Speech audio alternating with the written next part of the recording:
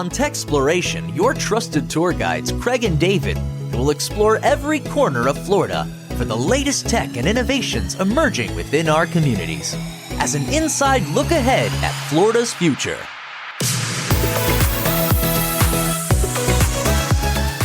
Hey there, this is episode number 18 of TECHxploration on the Florida Podcast Network. Here we are discovering the tech and innovation spaces thriving under the Florida sun. I'm one of your hosts, Craig. And I'm David, and we're from Clarity Creative Group, an Orlando-based digital marketing agency specializing in building visibility for small businesses online. On today's episode, we're going to talk about the upcoming Starbucks NFT, even though they're not calling it that, and how it may change loyalty programs forever. Then Kye Gomez of APAC AI joins us to talk about his newest AI model. And we'll end the episode with this week's tech tip from James McQuiggan. David, we knew this was coming. We've talked about this a couple of times. You've definitely pandered to me, and I appreciate that because you know I'm into NFTs. It has hit the media circuit. Starbucks has opened up their wait list. You actually beat me to it. You got on it before I did. Starbucks Odyssey. And yes, I am talking about the coffee company Starbucks. I had a pumpkin cream cold brew this very morning. They are launching a program later this year called Starbucks Odyssey. It is NFT based. But why? Why are they doing it, Craig? So, what is happening in the broader kind of market of business is blockchain technology has been around for a couple years and is starting to percolate as an opportunity for retailers, brands, et cetera, et cetera.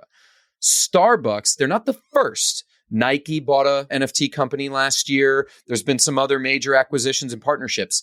Starbucks is the first to announce they're going to have their own created marketplace built off of their loyalty program, right? So they have this cool app right now where you can acquire stars. I do it all the time. And then when you get to 150, you get a free coffee. You get to 50, get a free bakery item.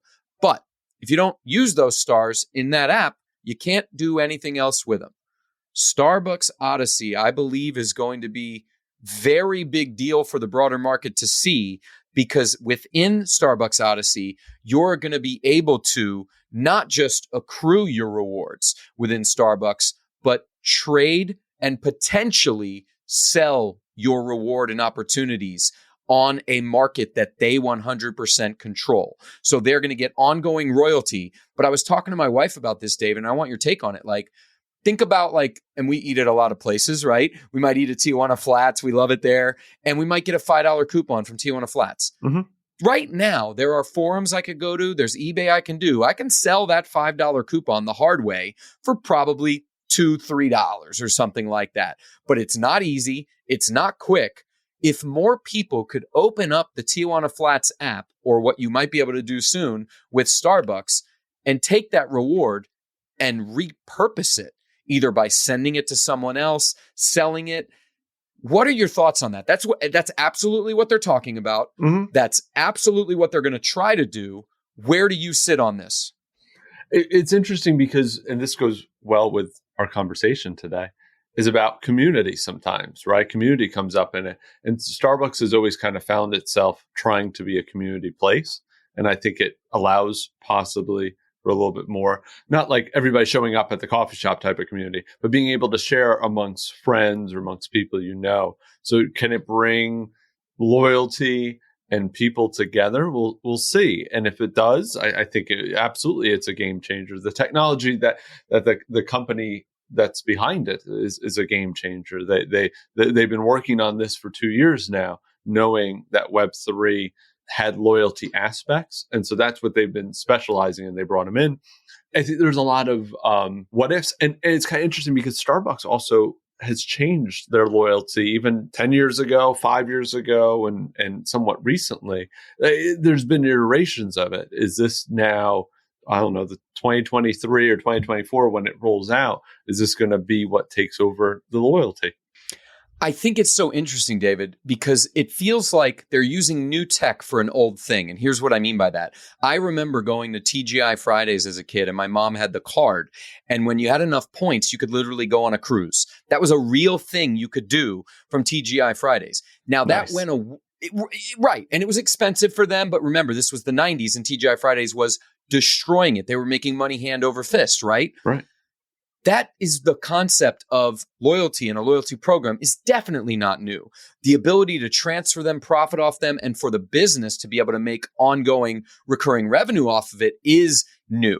What's kind of crazy to me is how this is lining up, because you're right, they've been working on this for years. They brought Schultz back in, the former CEO and founder. They brought him back in a couple years ago. Things were not going as well as they would have liked. He was incredibly successful from where he was to when he was ready to step away. They bring him back. This is coming out under his interim tenure. I just feel like when you line up behind successful people, successful things happen, and they're ramping it up. Right now, the best thing you can get out of the STARS program is basically merch and food and drink. They're going to change that, add to it. There's going to be experiences. You may be able to go to headquarters. You may be able to get classes on being a barista. And of course, they're still going to have merch, food, and beverage. But this, to me, is what's going on in Web3 NFT. And they're smart to call it Starbucks Odyssey and try to shed that NFT curse word. Right. And if they're able to level that up, then great. If this is just another version of the STARS program with the same thing that you're getting, it's not gonna. But like you said, if there's an experience that can be added to it, it's already better. It's already gonna have more interest, and more interest is what the loyalty program is supposed to do, right? It's supposed to create the choice to go there versus over the other options. That's it. It's marketing, right? To bring it into our realm, right? Loyalty program is just marketing, and marketing is just sales, isn't it? Right? Like it's this beautiful kind of concept, and I'm still jealous. I'll never be able to have defeated you. You signed up before me, and I hate that. I will let you know when I am on the Starbucks blockchain. Ooh, we got a big one, David. We got a big one. Kye Gomez is with us today. Somebody with over a decade's experience in entrepreneurship, almost a decade in coding, a founder and creator of, and I know this is going to sound like in the clouds to people that aren't there yet, an AI software, a Slack-based AI software assistant. I am like over the moon excited to connect with Kye Gomez. How the heck are you doing, Kye? I'm doing great. Thanks for having me. It's a real pleasure. And we're very excited to have you. So on TECHxploration, we're always exploring literally anything technology, right? It could be that a small business owner uses one piece of software and we're intrigued by that. It could be that someone launched an app. In your case, you're using what many people would feel is kind of like next level technology, everything AI, right? Could you give us a little context for the listeners on what AI is and you being an expert in it and how you wielded that to create something? First, before people have this stigma that AI is bad, things that impose fear will always get more attention than things that are not fearful. For example, terrorist attacks. They do not kill a lot of people year by year. Disease and cancer kills more people, but yet the monstrosity, the fear mongering, that is what creates attention. That's what gets people's attention. People have this idea that, or the stigma that AI is bad. AI is essentially a digital version of a human. That is the Terminator will come get me. The Terminator is going to come get me. That's what people think, right? No, the T-1000 is coming. He didn't build Skynet. You're okay. It's not called Skynet, so you're okay. I thought Kye built Skynet. He didn't build Skynet. Kye, you're right. You're 100% right. Why? Well, maybe let's talk on that for a second. Why are people afraid of it if they don't know what it is? And what is it? People are afraid of things that they do not understand. Every single period of 100 years, back from, since the sprouting of Babylon and the first civilizations, people have viewed technology as something to be afraid of, because every single technological advancement in civilization has always put people out of jobs or has killed people. Therefore, people haven't been brainwashed, but they are afraid of new technology that they don't understand. Sure. but we have an opportunity to help them. And I feel like that's what, at the basis of the very little I've learned about what you built here, it is help based, right? And can't AI or artificial intelligence, in that the machine learning aspect of whatever you've programmed, and I'm not going to get into the nitty gritty of like, can you talk about code lines? Because I think that'll go over not just my head, but any listener's head. But how did you come to understanding how to code AI, how to make something like that work, meaning the machine is going to do something on your behalf? Am I correct? And even that's the impetus of it, like the machine is going to do something, right? Software. Yes. So essentially, AI is every complex system. We're systems, humans, monkeys, any type of animals, are a bunch of systems interlocked with other systems. AI is essentially multiple systems that each do something. So in every system, every human being, every animal, everything, there is an input, an inflow, and then in the middle of the system, there is it's called the stock. This is where things happen, okay? And then if you go out of that, there is the outflow. It's like a bathtub. There is the inflow, your water's coming in, the bathtub is the stock, and then the drain is the outflow. The complexity of an AI system is the function or the purpose in the stock of that system. For example, you can reverse engineer any single system on Earth, the most complex, fusion, thermonuclear system. It does not matter if you figure out its purpose. If you know its purpose, you can deduce its inputs and exactly how these inputs are interlocked with each other. Oh, wait, I love this so much because, again, you're a smart dude. This is obvious, right? Anchor us. I'm a small brain over here. David's the real wizard. You guys are wizards. Anchor us with an example that we might have heard of. Like maybe it's Watson from IBM. I saw a commercial. Is that AI? Like, can you give us any touch points of something in real life right now that people might have heard of that's using AI as a foundation? Google. Every single Google thing. Mm-hmm. If people don't say they're not using AI, that doesn't mean that they're not using AI. Every single Google service has AI embedded into it. For example, Google Maps. If you're using Google Maps, the objective is getting you place to place.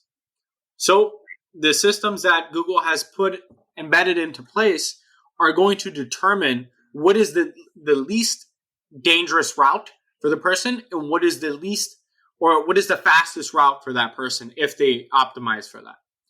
So essentially every single Google service, Google products, Facebook has AI. And Watson is pretty old now. A lot of the AI research coming out now and some of the most useful applications in AI are coming out right now. So not a lot of people are aware about them.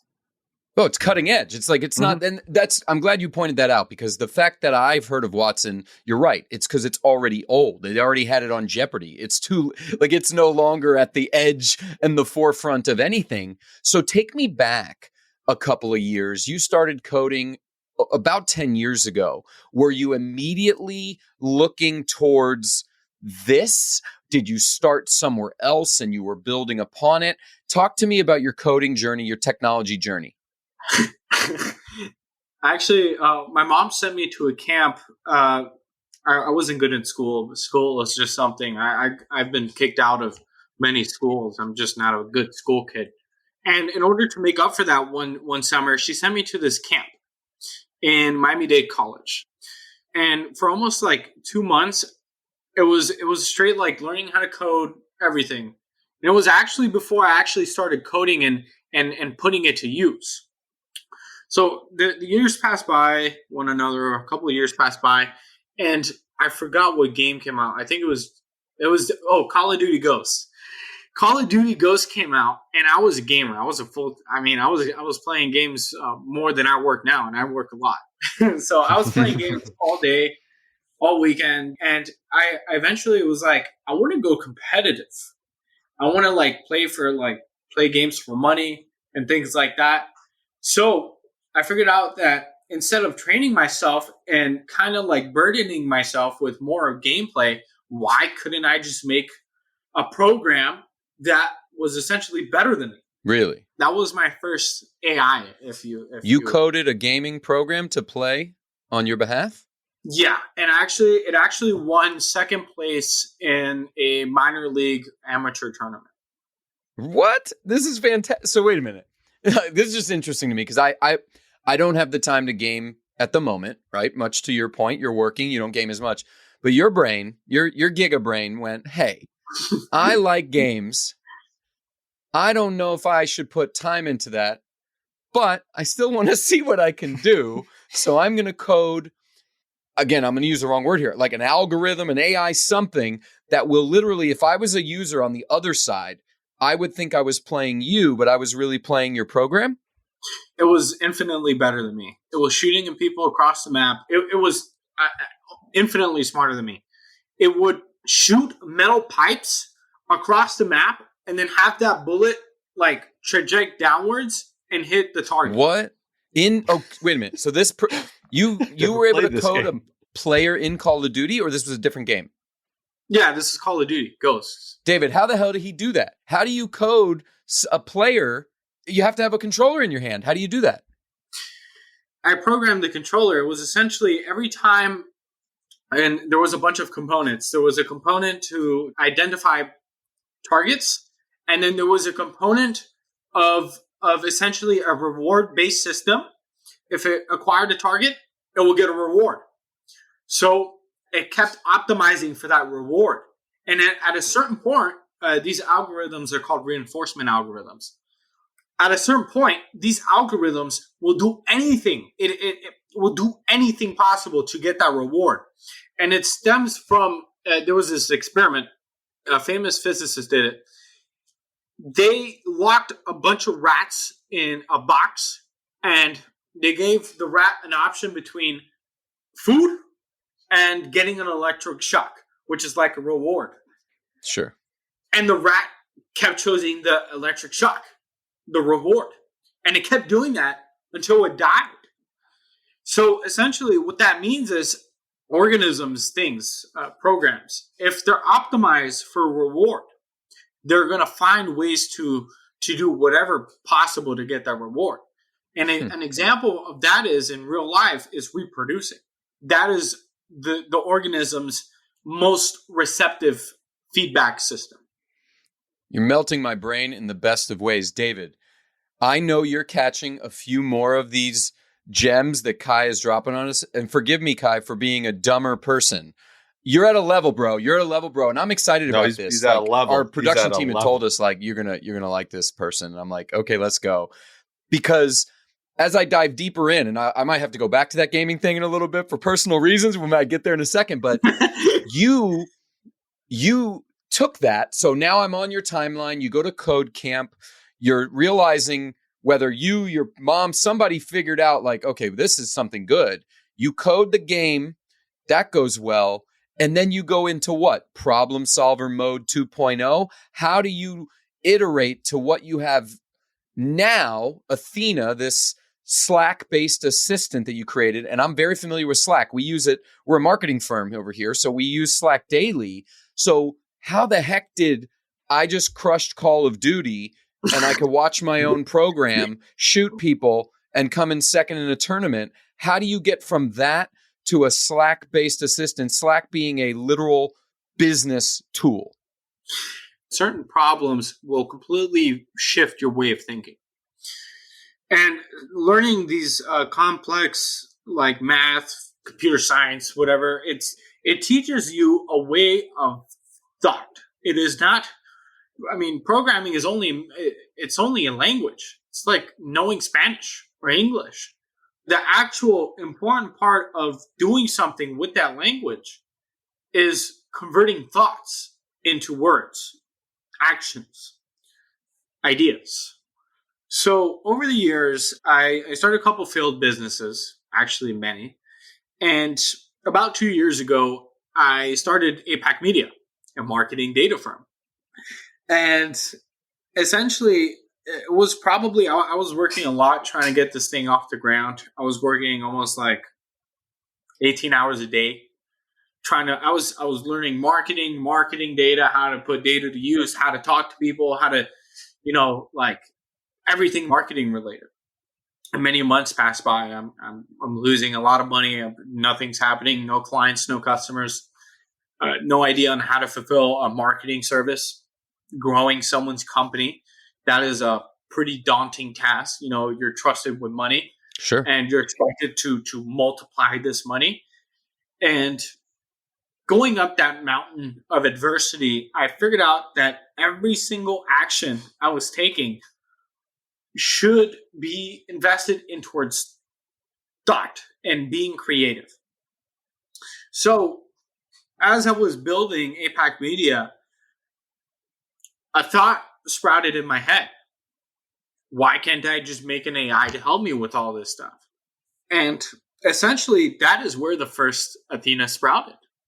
Athena was essentially a go-to-market AI. It was a marketing AI, which would help companies grow. And essentially, over time, I started adding more modules and components. And essentially, not only was there a rewards-based system where if Athena managed to acquire a customer for a company, she would get those reward functions. And then she would start going crazy and then start optimizing the whole system autonomously to get more of that reward. So in building a company, I was 16. I was building APAC Media, failed a lot. And in that failure, I decided that I needed help. It was only me. And Athena sprouted from APAC Media.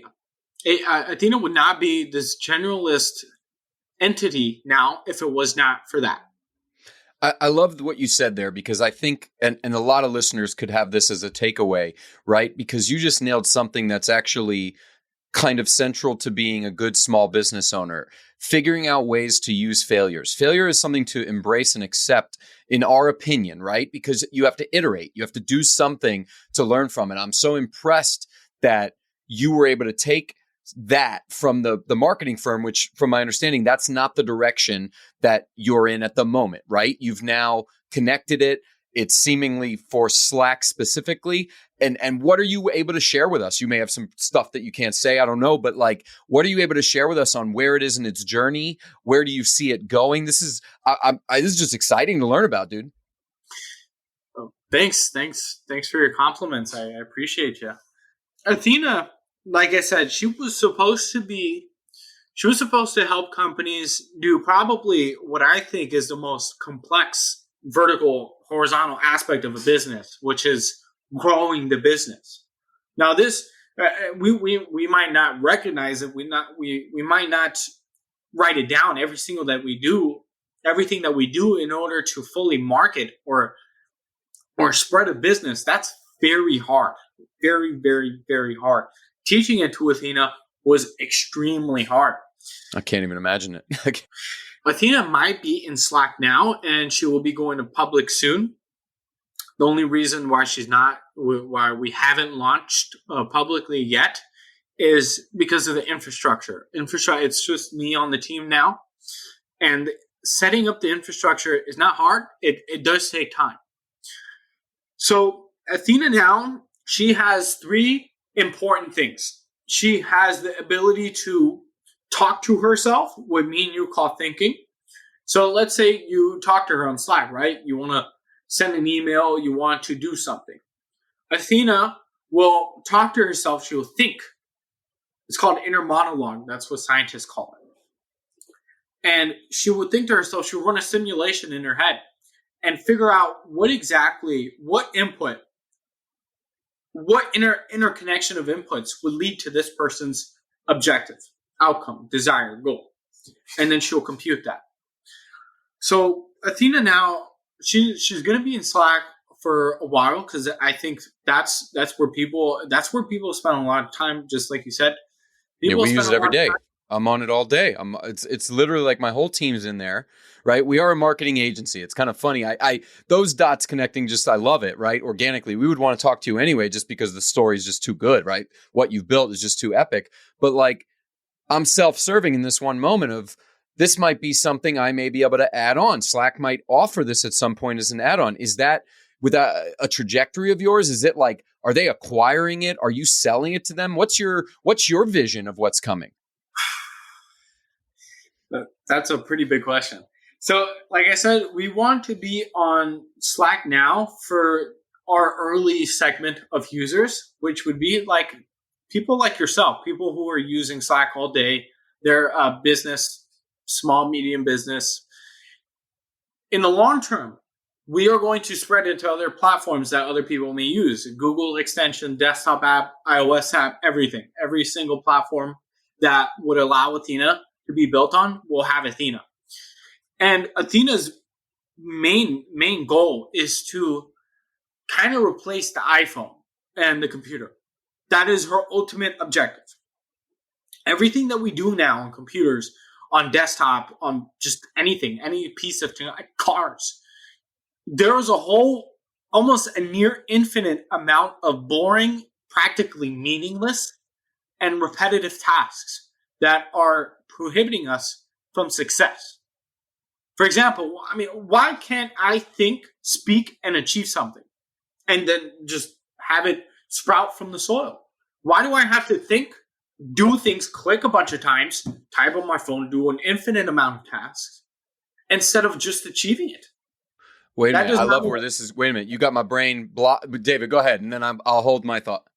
So you're saying that Athena can solve that issue while you're thinking? No, you'd have to say it to her. You'd have to say it to her. You say it to her, and then she's going to find the solution that you didn't even know you needed sometimes. She can help you strategize. There's two types of thinking. There's creative thinking, strategizing, like putting your brain to use, or there is manual execution and doing work, physical work.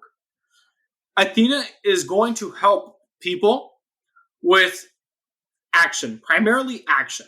But if the user wants, she can help with both. And yeah, the whole goal is for Athena to help people literally think something, speak it, and have it just sprout into existence.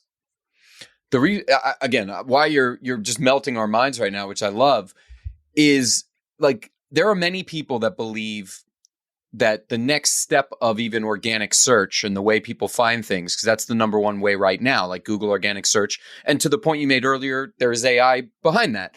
But voice is coming, right? We have these devices in our house. We have the Alexa Echo, the Google Home, Siri, Cortana, et cetera, et cetera, et cetera. Obviously, it feels like you're ahead of the curve if you're putting AI into that.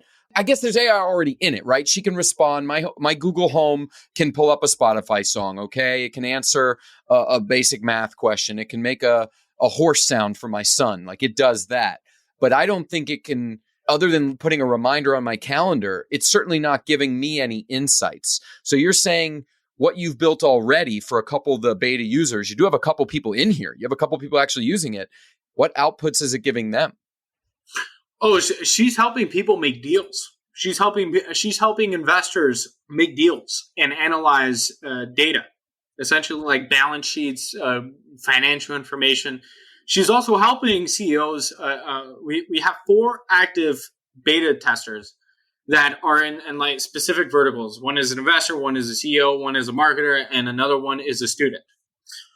And the marketer and the CEO are, every single interaction, almost every single decision that they make is either being done with Athena or through Athena. So she is, I don't want to be egotistical, but she is definitely more capable than Siri, Google Assistant, Cortana. Oh, it sounds like it. And I know you have a line of people wanting to use this. You have many, many people that have submitted and asked for access. How did you even find the 4 beta testers? Is it that you got backing from like venture capital? What made it so that you have to put a lot of time into this. You're building this yourself. How do you make that all work? And where'd you get those 4 people? Our early access list has 23,000 people now, growing at almost 7% day over day. Wow. How I made that happen? Essentially, I reached out to I have a pretty good LinkedIn connection list, and I just reached out to a bunch of people who have high engagement. people who have a lot of likes and comments on like a follower count. You know, like how many of their people are liking and engaging with their posts. And I reached out to them and I was like, hey, do you have a newsletter? Cool. Would you mind sharing this? I think you would find this pretty cool. And I'll let you test it. He said, yeah. And every week, I selected a group of influencers, people with many followers, share Athena with their people. The 4 users are also my connections on LinkedIn. One of them is a CEO of a pretty big company. You probably know it. Really? Yeah, you probably use their things. He's pretty big. That's awesome. And here's the thing you just did by like just telling your story. That last couple of minutes was basically a marketing kind of guide for any small business that wants to get exposure. LinkedIn, listen closely to what Kye did. He's a wizard with coding with AI, but yet knew I've got to go to where the people are. You couldn't just dream it.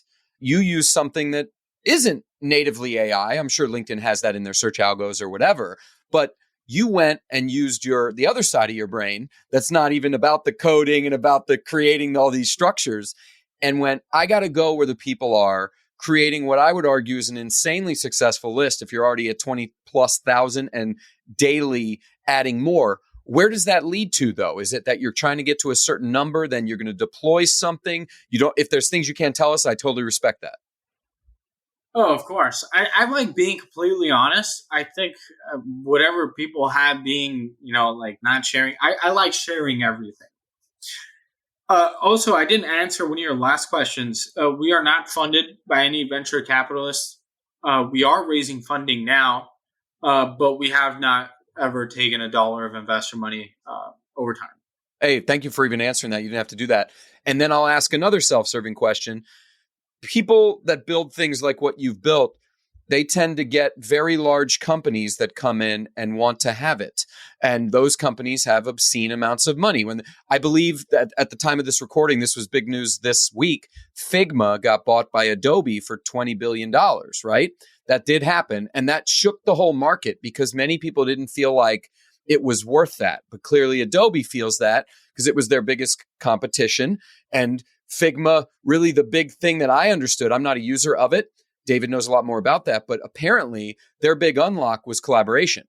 That was the real thing that Adobe was buying. The fact that it was collaborative and you didn't need to move massive files in different places. So just anchoring that, I see your face. You have something you want to say there. I want it. Yeah, you're actually really right. The collaboration part is probably the only thing that they bought Figma for. Figma is an amazing company. Amazing company. They are product and community led. They grew to the point where they are now because of their community and focusing on their community. I think what's really cool about what you just said hits on another thing that I'm into. David's really in getting there too. I've spent a lot of time in what is commonly called, and I'd love your take on it, it's being currently called Web3, right? It's this blockchain-based tech, and AI has entered it from, I've been in for about 1.5 years learning, spending a lot of time, and the only places I've seen AI really be there yet, because I think people like yourself are building their own. It's the only thing that Craig's seen, but there's probably other ones out there that he's not seeing. Continue. What happened? It's what you see. What you see in Web3 that you know of AI, but there's more AI of course. Of course, there's going to be a ton of it out and about. But what I'm seeing is I'm only seeing like art applications, right? I'm seeing people run things through, create NFTs, sell them. I'm not seeing the products have it baked in like what you've created. So where are those lines going to come together where there's voice-based AI? I wouldn't even use the word assistant anymore. I think you're taking it from assistant into actual like deployment and execution. Alexa's an assistant because she can only do what you tell her. But this Athena is not an assistant. Athena can run the company in theory, and you just need to give it the correct inputs. So where does that converge in businesses using it? Is that going to be 2023, 2024, 2030? Web3. I bought Bitcoin actually that same year that I made the game AI, the Call of Duty AI. I like the Web3 community, and they could definitely use a lot of AI stuff, data management, and like paying out tokens like to holders of a token. There's just infinite amount of use cases in AI and Web3, and it's going to keep growing. I'm a big fan of Solana, so I think Solana is pretty cool. They're really fast. I like speed. Okay, And I love that. My worst NFTs are on Solana because I missed the boat. Yeah, it was like the Titanic for a while over there. Oh yeah. So, but to answer your question, Athena this year, I mean, by the beginning of October, Athena is really going to start kicking off in individual users, because there is an individual plan. There's like just you, like there's a personal Athena, and then there is a enterprise business Athena. The personal Athena is your personal Athena. She helps you make decisions.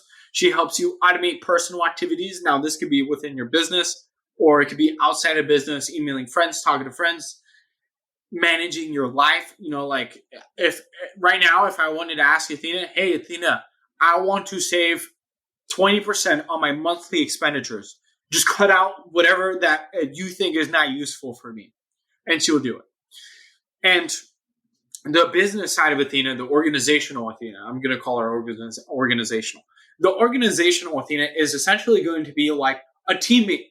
She's going to be like an extension of the team. And within that extension of the team, she's not only going to help people think about the decisions that they're making as a group. Because when we make decisions as a group, we do not take the future in a context. We only care about the present. We cannot see more than what we see now. That has been baked into us from evolution. Athena is going to help teams make decisions reaching far into the future that have positive benefits, and she's also going to help teams automate boring activities that plague their performance. Can you give me an example of a couple of those boring tasks that plague performance? Because I think for the small business owner that might be listening, or medium-sized, or even enthusiasts of what I believe is very in vogue, efficiency and optimization, these are real things that everyone is looking for. What are some of those tasks that people might be able to, I think, automate because of Athena? Emailing is definitely going to be a big component. Autonomously emailing people. Let's say let's say I'm busy. I'm in this meeting right now, right? An email comes in. Athena knows I can't answer the email, so she'll respond back to the sender. Hey, Kye's in this meeting. Here's this or that. And she will autonomously interact with activities. And it really depends on what or who the business is. For example, if any business has a couple major main components. There is marketing, sales. Okay, so Athena is going to help in that vertical. Then there is also fulfillment, product, production, whatever people call it, manufacturing. She's going to help smoothen the what I call the operational flywheel. And in any business, again, there's this flywheel taking effect. And if the flywheel goes too slow, that means you have too many operational activities. If it's going fast, that's good because everything is smooth. Things are being handed from one person to another thing quickly. Data, information, whatever. So there's product fulfillment. Every company has product. Every company has to promote that product. They have sales. And they also have a people component. And this is what people call managing people. I think this is going to help in that. So managers don't necessarily have to micromanage people. Athena would check into them and talk with them and see how things are going. She will assess the business while people are focusing on the creative aspect, like what new product could be offered to our existing customer base that would increase profits, this, and that. And she'll help product, people, and promotion, the three cornerstones of a business. How long does she need to be able to be connected to, like, let's say it's Slack-based, right, is the way it is right now. How long would she need to be on my team Slack to be able to start helping, for example? How many integrations need to be connected? Like, what does that look like? Because for a dummy like me, is like in my brain, I can't process it any other way than imagining that the computer is logged into your email somehow. The computer is logged into your Slack somehow. But I know it's not as simple as that. But like, how does that work for the people, the 4 users that are using it? Did they just have to like put a plugin in, or like, what does that look like there where Athena is able to help them? The short answer is 30 minutes. Really? I mean, once the onboarding part is completed, Athena will assess who you are pretty quickly. And over time, this will only grow. The more data that Athena is given, the more she molds with that data, the more that she literally becomes that data. And that's actually true for any kind of being. Because if let's say like we find a lizard on the road, right? That lizard blends with its environment. Its regenerative capabilities are dependent on what it eats. And Athena is kind of like the same way. The more information Athena has about the company, about the person, the individual, the more she will be able to help. I love that. Is the next version, meaning like, next deployment going more public, is this going to be a subscription as a service model for free for everybody? You're looking to sell it to one entity. And again, you do not have to share things that maybe are, not for us to know. Athena is going to be usage-based. And we're even thinking about having Athena performance-based. We would take a survey, something like that, and we would ask the user, how much has Athena improved your life? And if it's this, then you only pay us that. Oh, I like that. That sounds quite innovative, though. If I can be so bold, it feels like an innovative pricing model. Is that something that's just because you fundamentally believe that Athena should help as many people, or am I reaching? Yeah, Athena's whole purpose is helping people, and if she can't do that, then we don't deserve to be paid. I like that. I think that might be your slogan right there. We just need to put that up on the whenever that's going to be. So signing up right now, you'd go to your website if you wanted. It would be athenademo.apac.ai, right?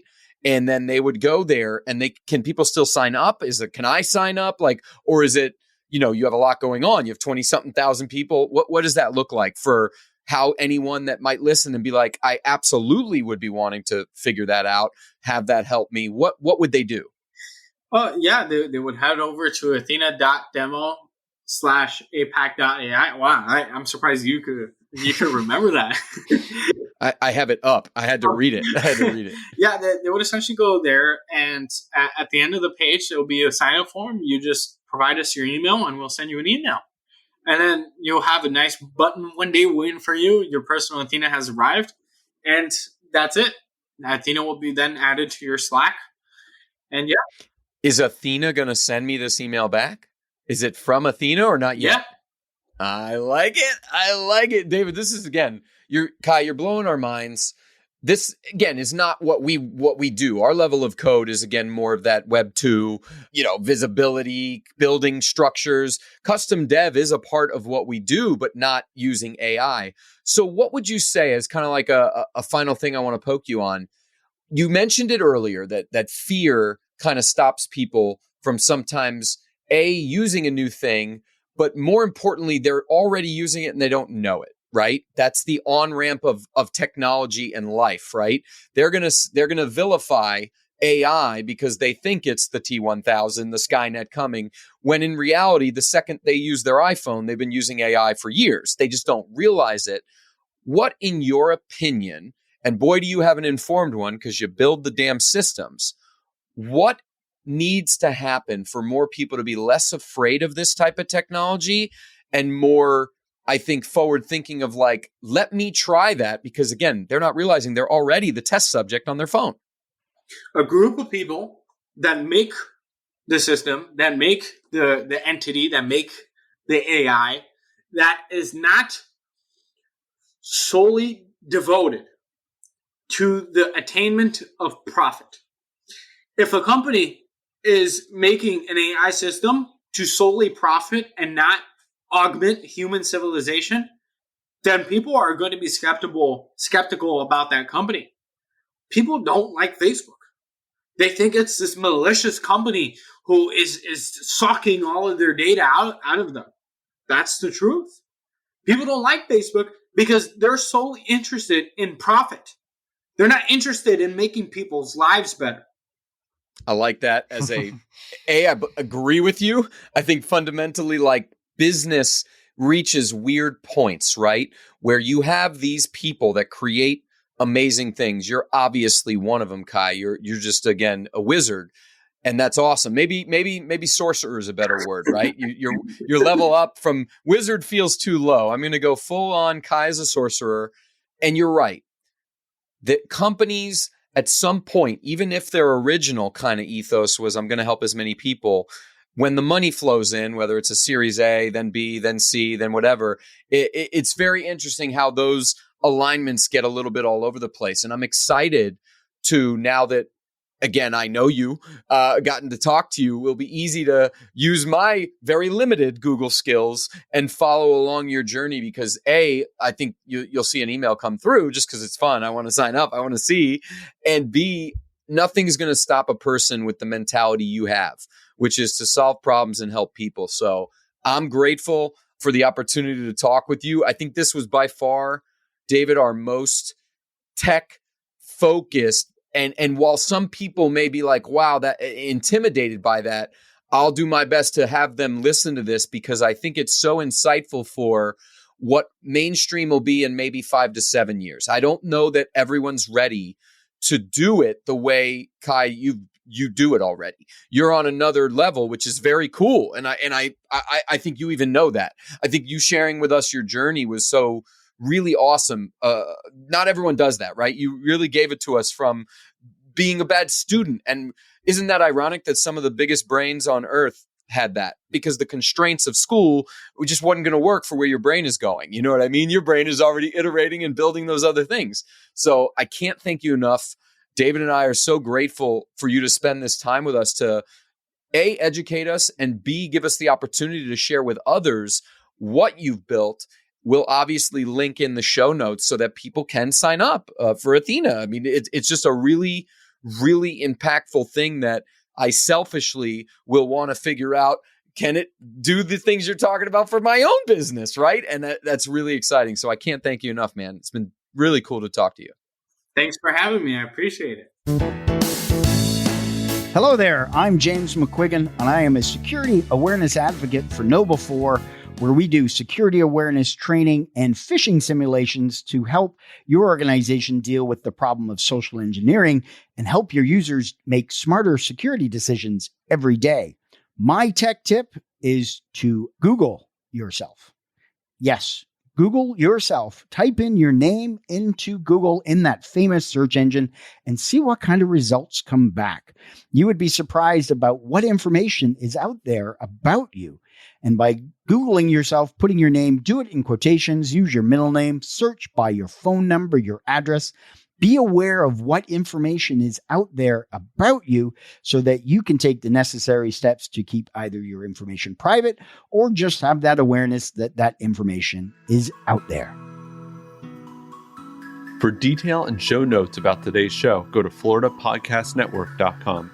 And we want our community of Florida enthusiasts to grow. Join in with our superfans, the FPN Insiders, on Facebook, Clubhouse, and GoodPods. Just search for FPN Insiders. And of course, find us anytime at iwantclarity.com. Be sure to visit all the great shows on the Florida Podcast Network. You can find them at floridapodcastnetwork.com. And yeah, we about to toast up all that bread we burning, 'cause I've been feeling cooped up.